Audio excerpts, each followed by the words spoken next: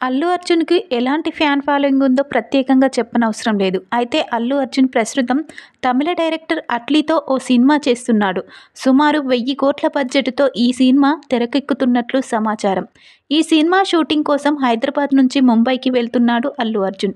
Schedule shooting పూర్తి కావడంతో తిరిగి ముంబై ఎయిర్‌పోర్ట్ నుంచి హైదరాబాద్‌కు తిరుగు ప్రయాణం అయ్యాడు.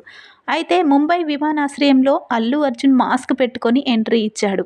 ఈ సందర్భంగా చెకింగ్ కౌంటర్ దగ్గర అల్లు అర్జున్‌ను సదరు అధికారి గుర్తుపట్టలేదు. మాస్క్ తీయమని కోరారు. పక్కన ఉన్న వ్యక్తి ఇతను అల్లు అర్జున్ చెప్పడం కనిపించింది. అయినప్పటికీ ఆ అధికారి మాస్క్ తీయాల్సిందే అని చెప్పినట్లు తెలుస్తుంది. దీంతో చేసేదేమీ లేక మాస్క్ తీసి తన ఫేస్‌ను సదరు అధికారికి చూపించి తిరిగి మాస్క్ ధరించారు అల్లు అర్జున్. దీనికి సంబంధించిన వీడియో నెట్టింట్లో వైరల్‌గా మారింది.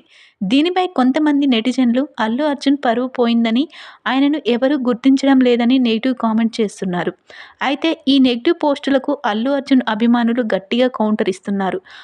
ముఖానికి మాస్క్ ధరించి ఉంటే ఎవ్వరైనా సరే గుర్తుపట్టడం కష్టమని వారు స్పష్టం చేస్తున్నారు.